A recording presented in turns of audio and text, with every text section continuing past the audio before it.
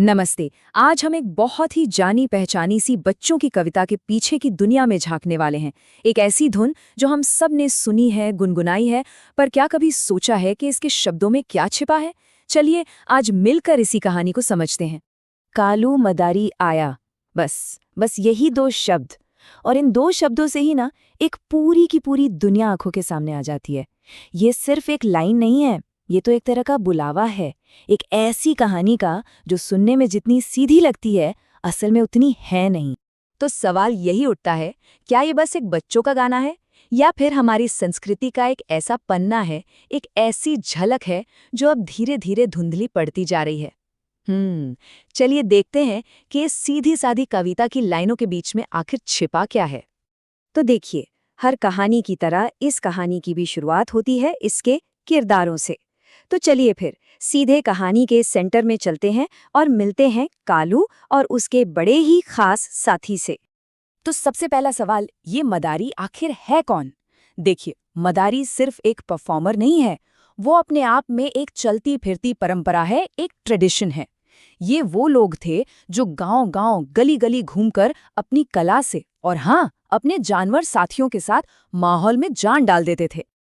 और हाँ, कालू अकेला नहीं है, उसके साथ है एक भालू। पर ये कोई आम जानवर नहीं है, ये तो उसका को-स्टार है, उसका डांसिंग पार्टनर। सच कहें तो इन दोनों का जो रिश्ता है ना, वही तो इस पूरे शो की जान है।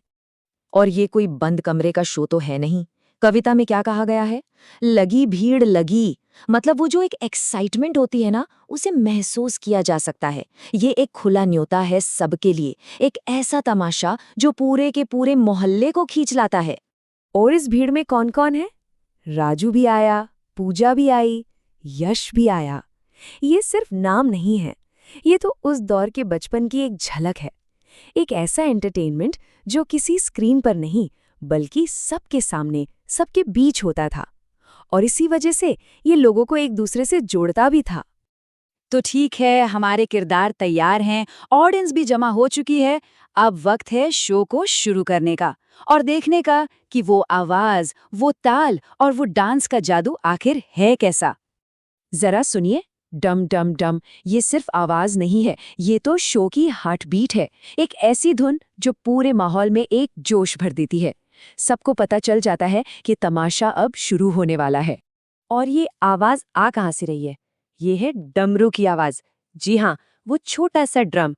असल में यही तो कालू का पूरा ऑर्केस्ट्रा है। इसी की डम डम पर तो सारा खेल होता है। और देखिए, परफॉर्मेंस की असली खूबसूरती ना उसकी सिंप्लिसिटी में है। बहुत सीधा सा है। कालू डमरू बजाता है और भालू नाचता है। बस एक सिंपल सा एक्शन रिएक्शन जो बच्चों के मन को फौरन पकड़ लेता है। तो अब तक हमने ये तो देख लिया कि कहानी में क्या हो रहा है, पर अब ये समझते हैं कि ये कविता आखिर इतनी याद कैसे रह जाती है। मतलब इसका राज क्या है? इसका जवाब है रेपिटिशन, यानी दोहराव की ताकत में। कालू मदारी आया, ये लाइन बार बार सीन को सेट करती है। और कालू का भालू नाचा, ये तो एक तरह का कोरस बन जाता है जिसे कोई भी साथ में गा सकता है। और बस यहीं पर ये एक कविता से बढ़कर एक गाना बन जाती है। तो ये दोहराव का जादू आखिर करता क्या है? ये कहानी को दिमाग में एकदम चिपका देता है। इसकी वजह से सुनने वाले सिर्फ दर्शक नहीं रहते, बल्कि वो भी इसका हिस्सा बन जाते हैं, एक पार्टिसिपेंट बन जाते हैं। और ये एक ऐसा गाना बन जाता है जिसे पूरा मोहल्ला मिलकर गा सकता है। अच्छा, अब जरा एक स्टेप पीछे लेते हैं और पूरी बड़ी पिक्चर को देखते हैं। ये कविता ना सिर्फ कुछ शब्द नहीं है, ये तो एक टाइम कैप्सूल की तरह है। एक ऐसा कैप्सूल जो हमें एक बिल्कुल अलग दौर में ले जाता है। और इस टाइम कैप्सूल के अंदर है क्या? वही घूमता फिरता मदारी, उसका नाचने वाला भालू, डमरू की वो डम डम वाली गूंज और नुक्कड़ पर जमा हुई भीड़ की वो सीधी सादी खुशी। ये उस पुराने भारत की एक तस्वीर है जो अब मिलना मुश्किल है, लगभग खो सी गई है। और जानते हैं, यही बात इस कविता को इतना खास बना देती है। ये हमें उस तरह के एंटरटेनमेंट की याद दिलाती है जो अब हमारी गलियों में देखने को नहीं मिलता। ये हमारी एक विरासत है जो एक बच्चे के गीत के पीछे छिपी हुई है।